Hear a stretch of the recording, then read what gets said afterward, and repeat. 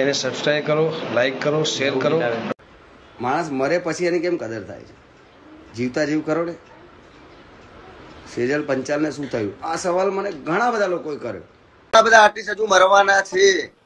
ઘણા બધાના મારા મેસેજ પડ્યા, પર્સનલી મેસેજ પડ્યા છે. સેજલના બી હતા.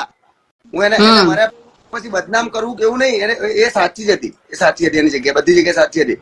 ના એને કોઈ દિવસ મને નેગેટિવ મેસેજ કર્યો, ના મેં એને નેગેટિવ મેસેજ કર્યો. પણ ઘણા બધા કલાકારો હજુ મને એવા મેસેજ કરે, યાર મારો રસ્તો નહીં મળતો, મરી જાઉં તો એવા તો હું ના જ પાડું છું, નહીં મરવાનું. આખો વિડીયો જોતા પહેલા હું તમને જણાવી દઉં કે આ વિડીયો હાલમાં વાયરલ થઈ રહ્યો છે, જેમાં ધવલ બારોટ નામના કલાકાર છે, જેમને ઇન્સ્ટાગ્રામમાં લાઈવ કર્યું હતું.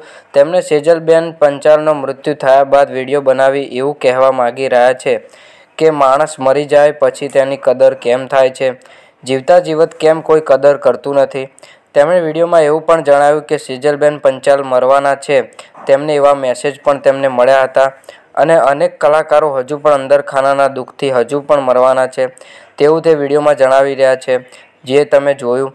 અને ધવલ બારોટ ખૂબ દુઃખી છે કે આવી રીતે બોલિવૂડમાં પણ સુશાંત સિંહ રાજપૂત જેમને સુસાઇડ કર્યો અને હવે આપણી ગુજરાતી ઇન્ડસ્ટ્રીમાં કલાકારો સુસાઇડનો ટ્રેન્ડ ચાલી રહ્યો છે.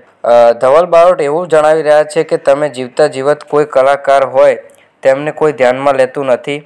મર્યા પછી સર્ચ કરે છે અને જાણવા આતુર હોય છે કે મરવાનું શું કારણ છે.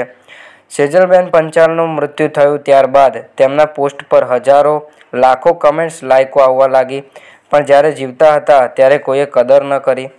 હાલમાં બધે એવું જ વાયરલ ચાલી રહ્યું છે.